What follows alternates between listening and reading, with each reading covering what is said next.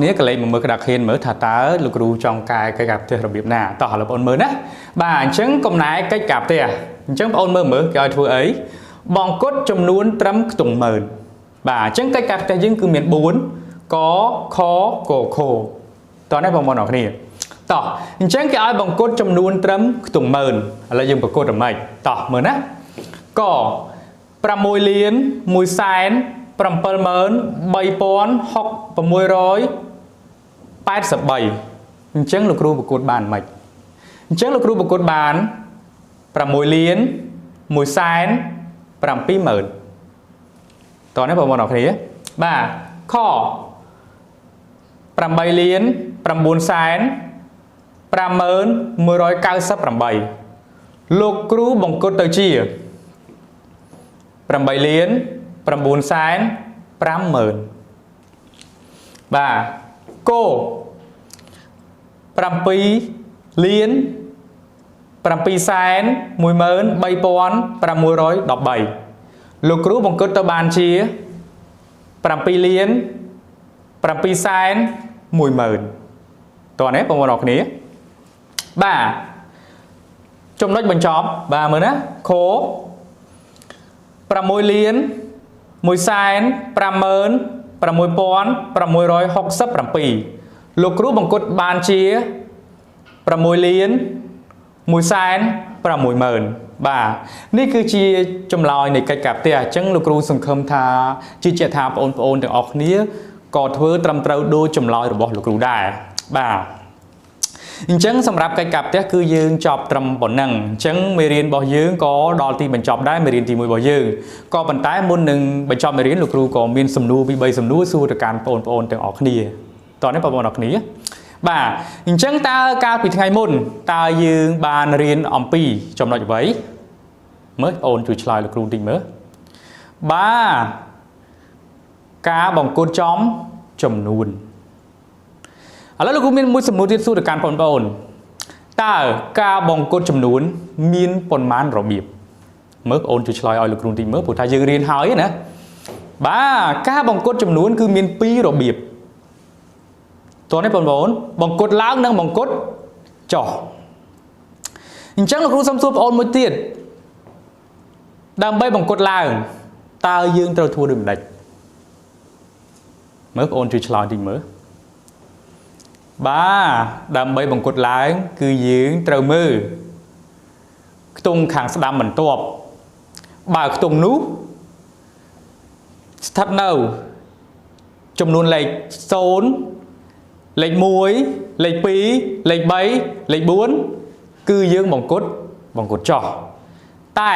បើខ្ទង់នោះស្ថិតនៅចំនួនខ្ទង់ចាប់ពីលេខ5លេខ6លេខ7លេខ8លេខ9គឺយើងបង្គុត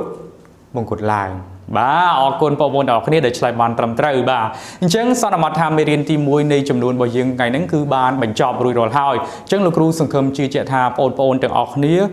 ពិតជាយល់បានច្បាស់លាស់ទាំងអស់គ្នាបាទអញ្ចឹងថ្ងៃនេះយើងចាប់ផ្ដើមបន្តមេរៀនទី2ក៏ប៉ុន្តែមុននឹងឈានដល់ការបន្តមេរៀនលោកគ្រូសូមធ្វើការបញ្ញាអារម្មណ៍បងប្អូនបន្តិចថាតើថ្ងៃហ្នឹងលោកគ្រូនឹងយកមេរៀនទី2មេរៀនអ្វីមកបង្រៀនបងប្អូនអរគ្នាតោះឥឡូវបងប្អូនចាំកលេចមើលដៃលោកគ្រូមើលថាតើក្នុងដៃលោកគ្រូមានអ្វីបងប្អូនមើលតើក្នុងដៃរបស់លោកគ្រូមានអីគេបាទគឺមានប្រភេទមិនចឹងបងប្អូនមើលឃើញទេបងប្អូនអរគ្នាបាទប្រភេទគឺ14លើ100 14លើ100នេះគឺជាប្រភេទតោះនេះបងប្អូនអរគ្នាបាទតែបើសិនជាលោកគ្រូចង់សរសេរប្រភេទប៉ុណ្ណឹងឲ្យទៅជាចំនួនផ្សេងមិនមែនប្រភេទតើលោកគ្រូបានសរសេរបានមិនបាទឥឡូវបងប្អូនសាកចូលរួមក្នុងការគិតមួយលោកគ្រូមើលបើសិនលោកគ្រូអត់ចង់បានប្រភេទអញ្ចឹងទេលោកគ្រូចង់សរសេរឲ្យវាទៅជាចំនួនលេងប្រភេទតើលោកគ្រូសរសេរបានមិនបាទលោកគ្រូសរសេរបាន0.14តោះនេះបងប្អូនសរសេរបានអញ្ចឹងដូចលោកគ្រូឯនេះបាទអញ្ចឹងលោកគ្រូសរសេរបាន 0.14 អញ្ចឹងលោកគ្រូភ្ជាប់គ្នាដែរលោកគ្រូមានសំណួរមួយសួរទៅកាន់បងប្អូន 0.14 ហ្នឹងជាអ្វី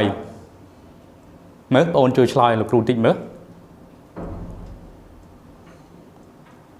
ba xôn cho đọc bồn nâng cư chia chồng nuôn tú xạ phía chẳng ngay nâng lục rù nôm ôn tèm ọc nìa tèm ọc nìa một sắc xa ông pi mê riêng cần đất xìa một vị trí cần đất xìa tùm bó tỷ pram mê riêng tỷ phí lesson thú chom nuôn tu sập hiện đế xì mòn tôi nói bảo đọc đi ba chăng ở lầnนี้dương chập đam đo trong nội đồng bộ kế cư ông nán nâng xòm nế chom nuôn tu sập hiện đây bị sao lấy cái thá reading and writing decimals ba ông nán miền đây thá cả an xòm nế chom nuôn tu sập hiện miền đây thá cá sò xế chom nuôn tu sập hiện ba ông nán nâng xòm nế chom nuôn tu sập hiện miền đây thá án nâng sò xế chom nuôn tu sập hiện tôi nói bảo đọc này bà chẳng môn đường chuyên đo khlam xa mê riêng lục hữu sông và chạp ôn một thang tiền nè bà chẳng chồng nuôn tu sập hiện cư chia chồng nuôn để miến choj chạy sẽ đánh đôi chồng nuôn lên lục rù ba nó phi ho khang đam chun và ôn chân ôn khơi nhé nghĩa sôn choj đọc buồn chân viên miến choj tôi nói bọn nè thà chồng nuôn ấy cứ miến choj chân chồng nuôn để miến choj đi hoi cư chia chồng nuôn tu xạ phía bà